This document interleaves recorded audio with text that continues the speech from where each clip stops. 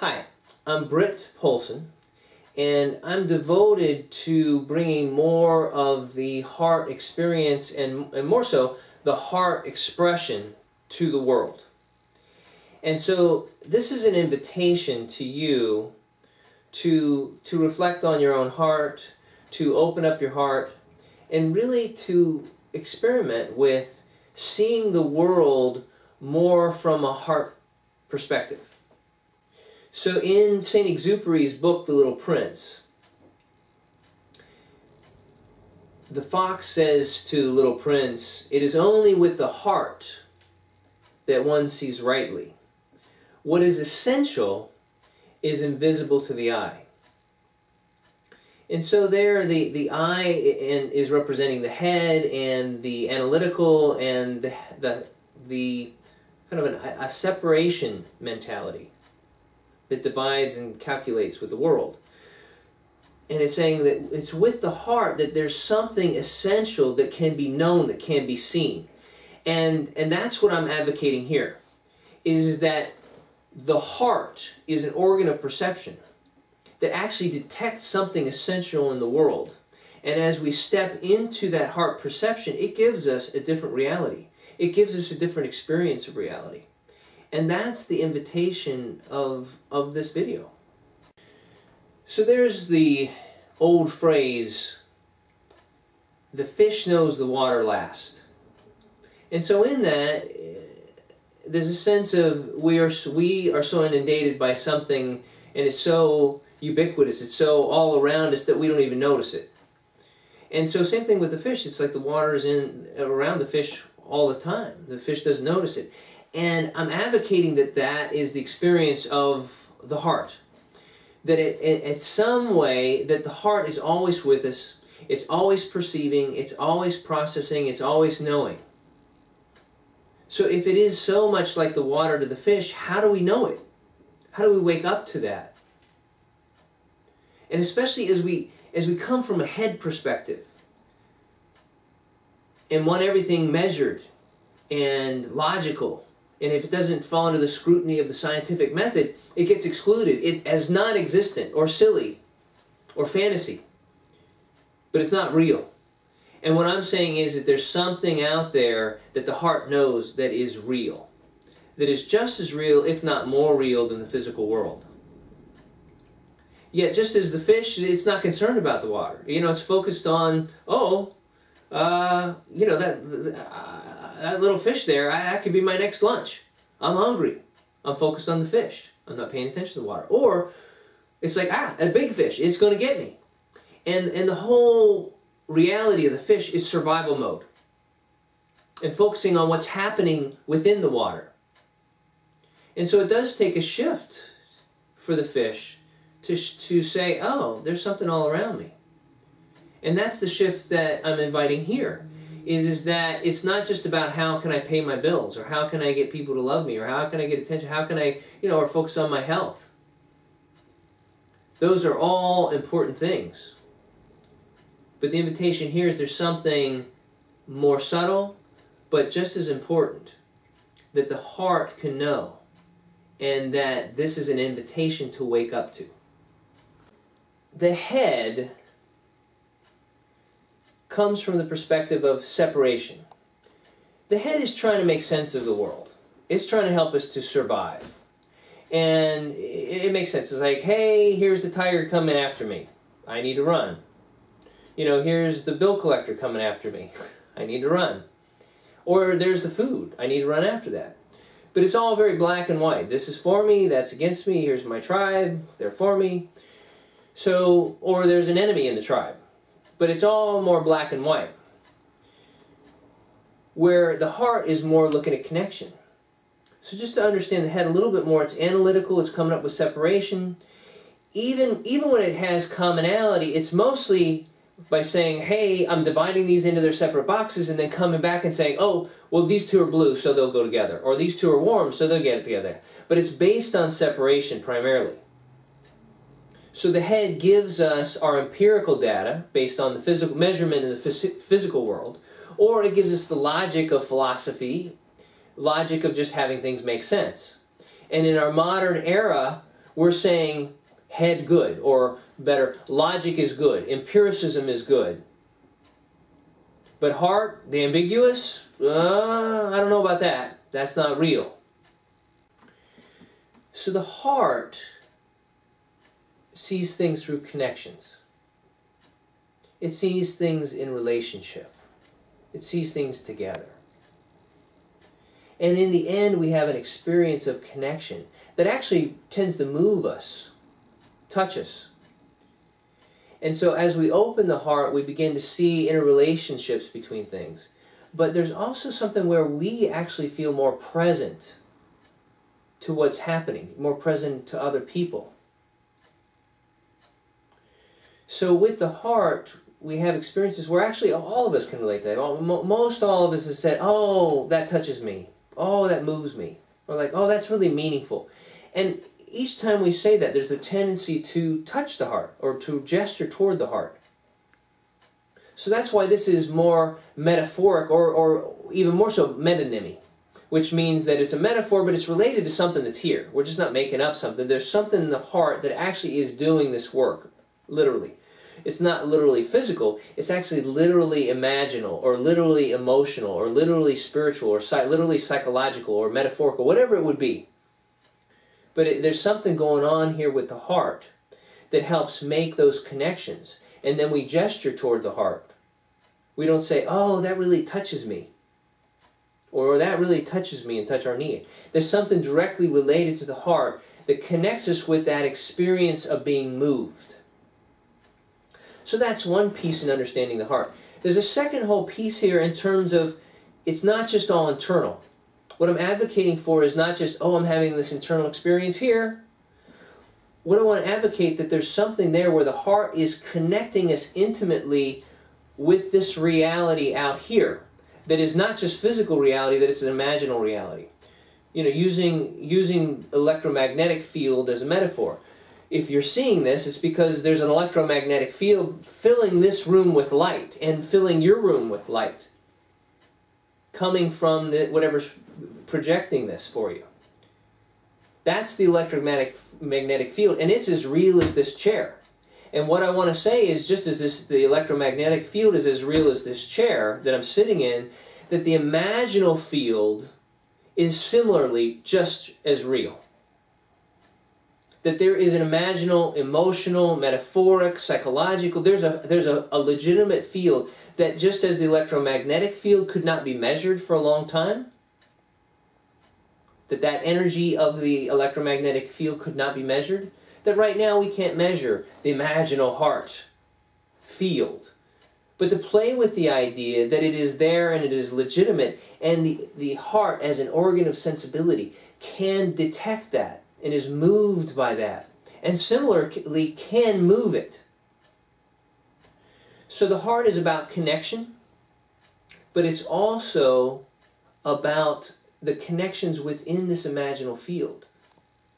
And I'm hoping that we begin to wake up. As we wake up to the imaginal heart, we begin to wake up to ways that we are influenced by that field and ways that we can influence that field. As we just talked about, the head sees things from a place of separation, or using the Latin and from the alchemical tradition, separatio. It likes to cut things apart, create separation, create that distance, to have that clarity, to have that objectivity, where the heart is right up front and immediate. And so the idea is to have the head and the heart work together, to have a dance, which sounds simple, except for the fact that on the whole, the head is aghast at the experience of the heart, because it's ambiguous. It can't make sense of it. It doesn't want to surrender the control. The head, again, is saying, I want to help you survive. I want to break things apart so you know what's the good thing coming at you that you want to keep, and what's the bad thing coming at you that you want to deflect. So the heart is actually in direct opposition and said, hey, it's all good. We're all connected. But the heart will, as it's working with the head, have more discernment. And it'll say, hey, this is a particularly helpful connection that we need to pay attention to. and say, hey head, pay attention to this. And the head can say, oh, thank you, I'm listening to you now. So there is a dance that the head and the heart can get to. And it's a difficult one without overwhelming the head. Part of this work is to continually, gradually open the heart and the ambiguity of the heart in a way that doesn't overwhelm the head and want to have you shut back down again. So in the end, what we're looking at here is a partnership and a dance between the analytical, separating nature of the head and the connecting nature of, and relational nature of the heart.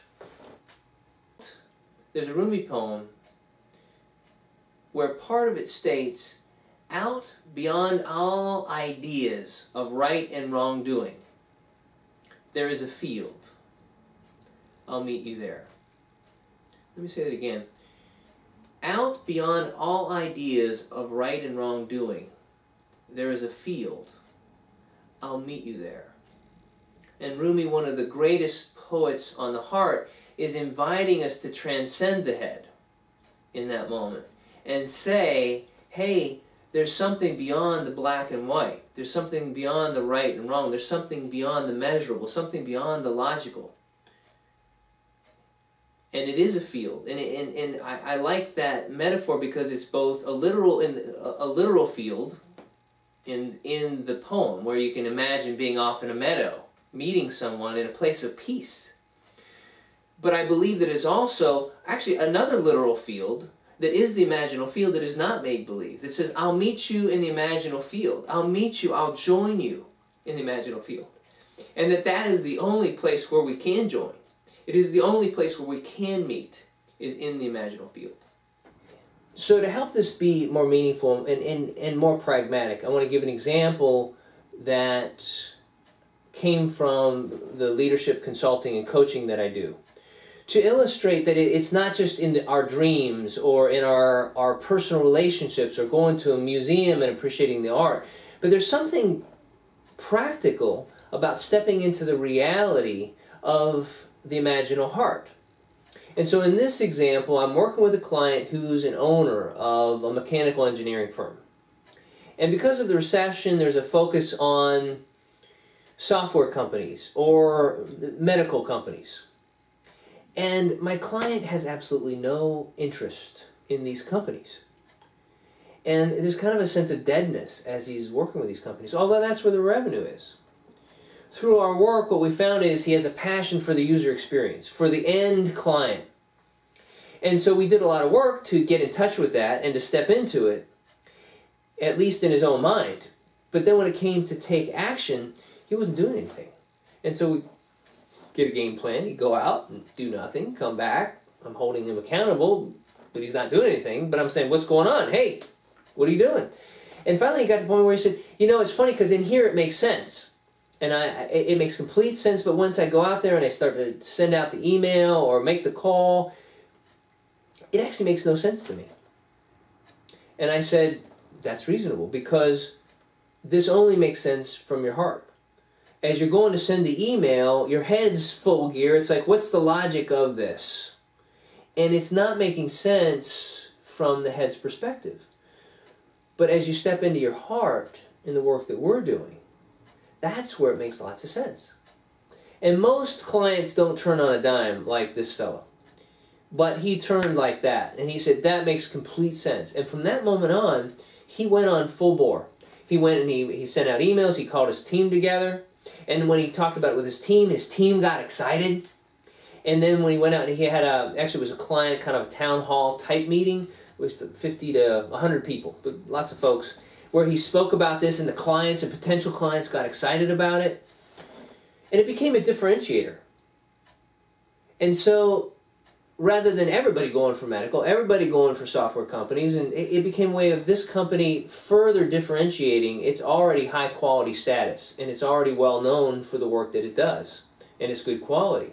It became a further differentiator, but more importantly, it was a place of aliveness for him.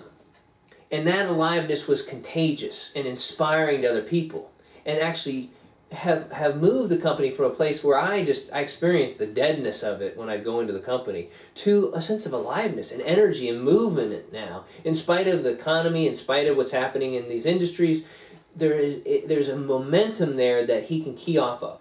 So again, I share this illustration to emphasize how pragmatic the work is. And so there's something that's real that we can perceive from the Imaginal Heart, that does give us beauty, that does give us better relationships, just personal relationships, gives better working relationships, but it adds meaning to life. But there's a pragmatic sense of the Imaginal Heart helps us to perceive the world in a way that actually creates positive outcomes for our families, for our personal relationships, and for our businesses. Carl Jung, one of the most outstanding psychologists who comes from a psychodynamic background, did a lot of great work with the unconscious. He went and did some work with the Pueblo Indians of New Mexico. And as he was talking to the chief there, the chief said, "Hey, you white people are crazy." And Jung said, "Oh, well, why? Why do you think white people are crazy?" And the chief said, "Because you think from your heads." And Jung said, "Well, of course, what do you think from?" And he said, the chief said, "We think from our hearts." And I'm sharing that with you to create an invitation to shift from just the given that we think from our heads, that we come from our heads, that we know from our heads, and have an invitation that you can think from your heart, that you can actually know reality, and know a particular important aspect, a critical aspect of reality from your heart. So this is an invitation to step further into that, and to nurture and to feed your heart. And so I invite you to become more discerning in terms of what feeds my heart. What music feeds my heart? TV shows, books. As I'm driving, what music do I want to pick for driving along in my car? Or is it really more of just breathing into your heart, or touching your heart, or just thinking about your heart? How can I surround myself more with people that feed my heart, and consciously choose to spend more time with those people? What I can promise is if you do that, your life experience will change radically. The more radically you bring forth those things that feed you deeply, imaginally, feed your heart, resonate with your heart, the more radically you do that, the more radically your life will change. Your life experience will change. And that's the invitation of this video.